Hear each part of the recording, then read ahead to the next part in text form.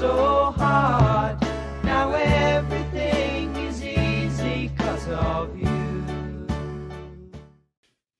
Well, welcome to Thoughts for Rent, Realtors Keeping It Real. And today we have a super fun episode that we're going to do because we have a team member that has joined me so that we could talk a little bit about what she specializes in and give everybody an idea about just a little insight. I like to say, let's pull the curtain on this department. So Amanda, why don't you tell everybody about yourself and what you do? First of all, I'm so excited to be on here today and share my knowledge on HOAs with you. I work for McKenna Property Management. I am the HOA coordinator. I help homeowners and residents and HOAs all communicate with each other. And I'm kind of the liaison. What is an HOA? An HOA is a homeowners association. And do we like them? Yes and no. Okay, tell me why you like them and why you don't like them. So the benefit of having an HOA is they keep the community looking good. And that's like the whole purpose, is to make sure that a community is uniform and everybody's following the rules. And they try to keep it as fair and hold everybody to the same accountability, which I think is good, because then when you're living in an HOA, your neighbor can't just paint their house green or blue. I like a greenhouse. No, I'm just joking. I'm totally joking. But I mean, it can be kind of fun sometimes having those colored homes, but when your house is a tan brown and then your neighbor goes and paints it a neon green, those are going to clash. So an HOA just makes sure that everything is in uniform. People are following the rules. They keep the communities looking good. And they just hold everybody to accountability. And those rules and regulations, they're well defined at the time that the owner buys the house, correct? It's not like you buy the house and then all of a sudden a month later you find out, oh crap, there's a bunch of rules here. Yeah. So when you purchase the home, homeowners receive their CC&Rs, which is covenant conditions and regulations.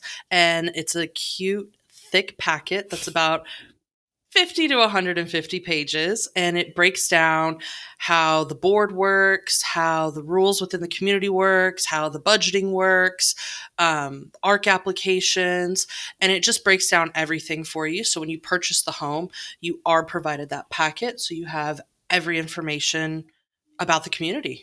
And I think that at least they used to do this whenever you would become a new homeowner for any property in an HOA community. Mm-hmm. They encourage the homeowner to become part of the board.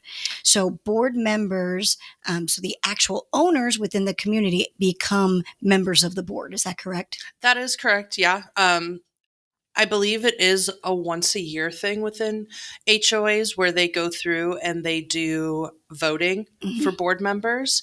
I do receive those. However, unfortunately, renters can't become board members. It has to be homeowners. So they do definitely encourage that homeowners get on the board and participate within the community. And have a say because they have the investment within that community. So get them to talk about what needs to be done. Yep. So that's a little bit about the HOA. And what do you do for McKenna Property Management under the HOA department? What I do is I am the messenger. That gets shot basically because everybody thinks I am the HOA. Yeah, that is like a little saying, right? The saying is true. Don't shoot the messenger. Yeah. However, don't shoot Amanda. They get me every single day. I'm a communicator between HOA homeowners and residents because by law, the HOAs cannot speak to renters. They can only speak to homeowners or legal representatives of homeowners. Okay. And as the property manager, we're considered a legal representative of a homeowner. So And what are some of the things that you're going to be a messenger for? If our resident receives an HOA violation, I communicate to the resident and let them know that they have this HOA violation. They need to correct it. This is how they correct it. And this is the date they need it corrected by, along with sending me photos. And from there, once I get the photos, I then send it to the HOA and I communicate with the HOA. This violation's been corrected. Here's the photo proving that it's been corrected. And I get that violation closed out. Or sometimes we have owner violations, and I contact the owner and I let the owner know. Same gist. You have this violation, this date, and then I send the correction photos to the HOA to get that closed out. Other things that I help facilitate with HOAs is the dues. So sometimes we have issues with HOAs where they'll change banking or management companies, and maybe the homeowners weren't made aware of that. So then their auto pays end up defaulting and not working. So the HOA will then send me a notice letting me know that our homeowners have defaulted on They're their dues. supposed to send you a notice. They're supposed to send me a notice, yes. This is a very open wound for me right now as we talk about this. Completely understandable, seeing as we had an incident this week. Should we share our incidents? I think we should. I think it was a really good learning curve, and it does show the shady side of HOAs. In this case, it definitely shows a shady side. Yeah, I definitely agree. I mean, I hate to think that HOAs aren't doing their part because we rely on them. The homeowners that have bought in the community rely on that HOA, and then the management of that HOA. But in this case, I agree with you, Amanda. It was pretty shady. Yes. So this is, long story short, Yep. we have a wonderful owner client, has multiple properties with us, actually has a background in finance, so is very much educated in making payments, keeping everything in line that of what he owes, he pays. He had set his HOA payment up on an auto pay. An ACH is what they called it. Yep. And it just so happened that the HOA management decided they no longer wanted to accept ACH payments and stopped in January of 2025. Yep. However, our owner client, love him, he didn't get any of this notification. We, as the property manager, did not get any of this notification. And so on Monday at 4:00 p.m., we got what, Amanda? I got a lovely notice from a lawyer company letting us know that the owner has been sent to collections, and a lien was placed on his home. Yep. Due to the HOA dues not being paid. Because January through May, owner thought that because it was coming out of his bank like it did for 5 previous years, he didn't think anything about it. And so therefore, January, February, March, and April, and May were all default. They were all delinquent for the HOA payments. And the lovely HOA decided, the management of the HOA decided to send our owner to collections, which immediately is about a $1,500 cost. Yeah. So because that's a hard cost. Yeah, they have what's called hard costs. So once that file goes over to a collection agency, which is usually hosted by an attorney, it's an attorney firm where usually one attorney will take care of all the collections.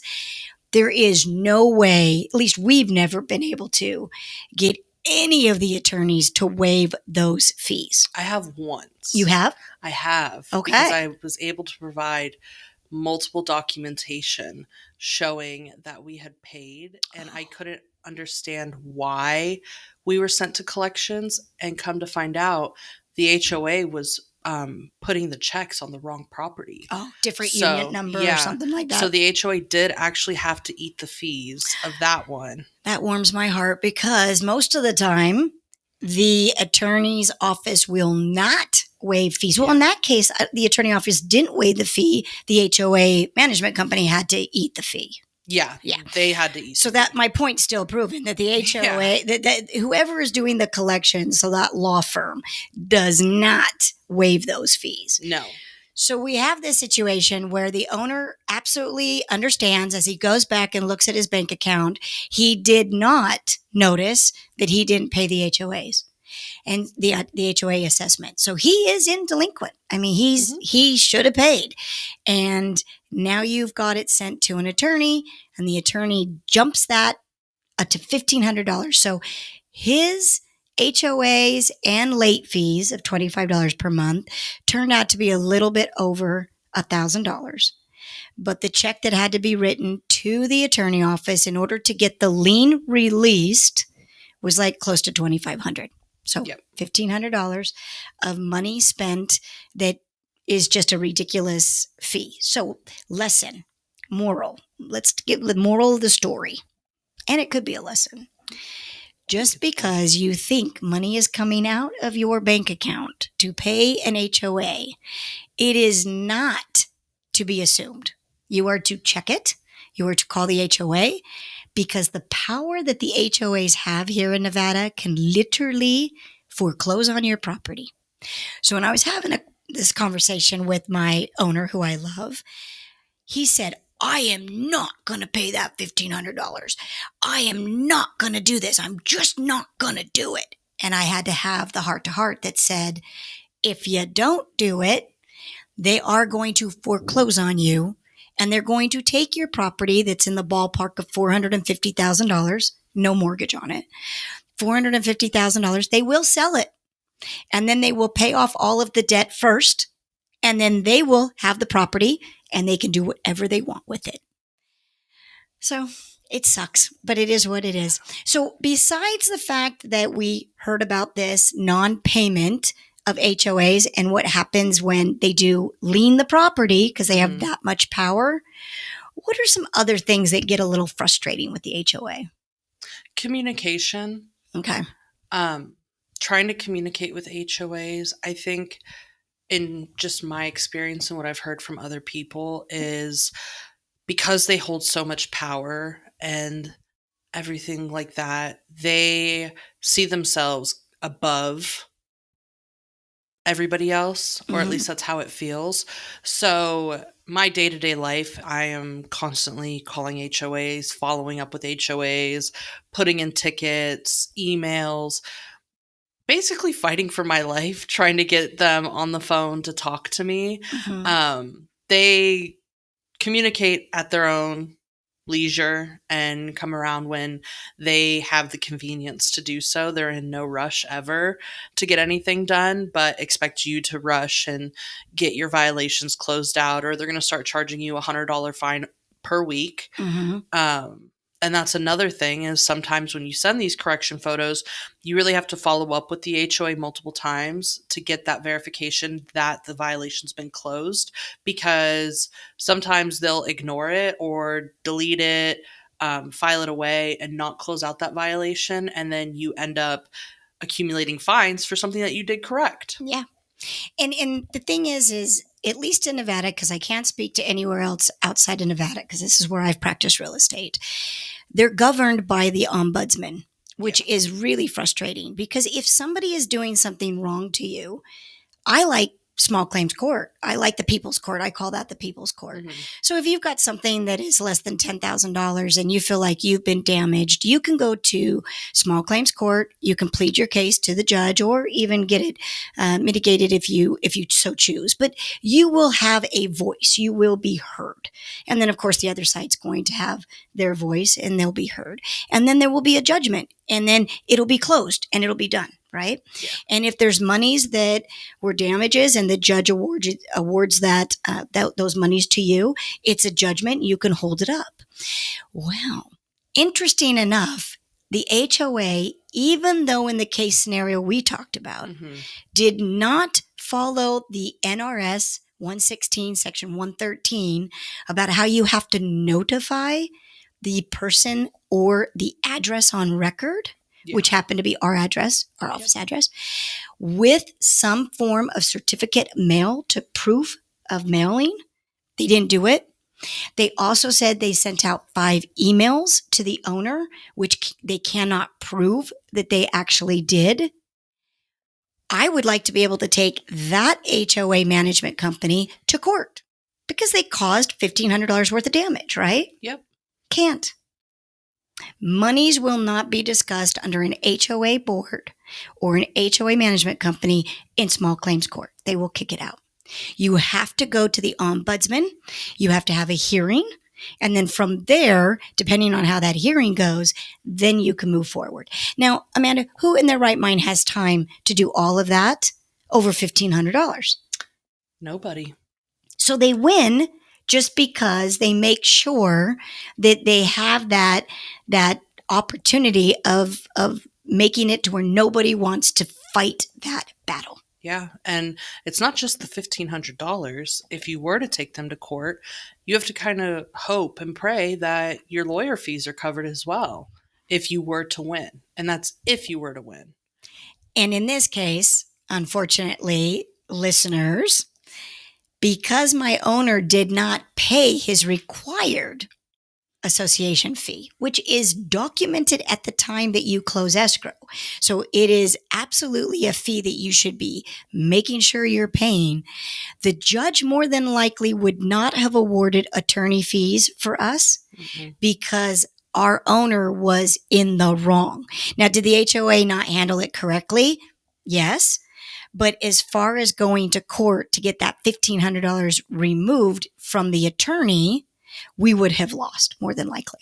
Yeah. And that's the really unfortunate part, is that HOAs aren't being held as accountable as they should be. I agree. They have this ombudsman that's supposed to hold the HOAs accountable and make sure that they're doing the proper protocol, but they find loopholes around it. Yep. Such as your owner didn't pay his dues, so he's in the wrong. And how many HOAs are in Las Vegas that the ombudsmen have to supervise? I mean, it's just too much. It's too big of an entity for one little group over here to make sure that they're following the rules and regulations. Vegas is definitely a HOA-friendly city. Yeah, absolutely. So, well, I love it when we...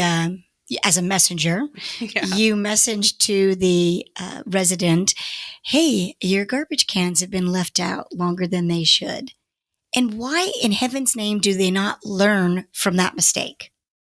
Why is it month after month after month that you have to continue to be a messenger for them? You know, accidents happen, and I definitely realize that with HOAs. There are some where you can't make excuses for them because their garbage cans are on the side of their house and they're clear as day. You could see them from the street. But I understand that, like, sometimes people get busy and say, because you have a 12-hour period on garbage day. Okay. You can put your garbage cans out 12 hours prior, and they have to be back in 12 hours post garbage pickup. So I do understand that sometimes people get busy. You might go out for food or something after work and you just can't get back to your garbage cans right away. And the HOA, they come by, especially on garbage day. And let's be honest, it's not the HOA manager that walks the neighborhood. It's usually a board member that's one of your neighbors that is walking the neighborhood. And they take a picture and they email it right over to the HOA. Yeah. Well, this is interesting. So our HOA is it's a very important part of property management. And for those of you that are self-managing, you want to make sure that you are on top of your HOA, that you're on top of making sure that if there are any violations, you get them closed exactly how Amanda talked about making sure that you've got that proof, send in the photos, get that, closing, what's it called? The violation closure notice or something like that. Confirmation of closing. So it's just one of those things that you think is not that big of a deal, but trust me, it is. And if you are planning on interviewing property management companies, one of the things that I would make sure that they are on top of is your HOA. Yeah. Amanda happens to be amazing for McKenna Property Management.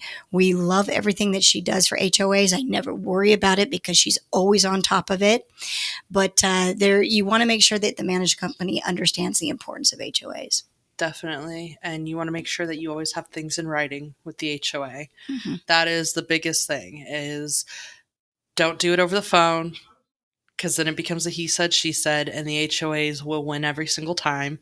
You want to make sure that you have things in writing with HOAs. Cover your butt. That's what I like to say. I think that's the lesson of HOAs is make sure that your butt is covered Yep. in all aspects when it Yep. comes to them, because though they're supposed to protect your community, they are definitely for themselves. Yep.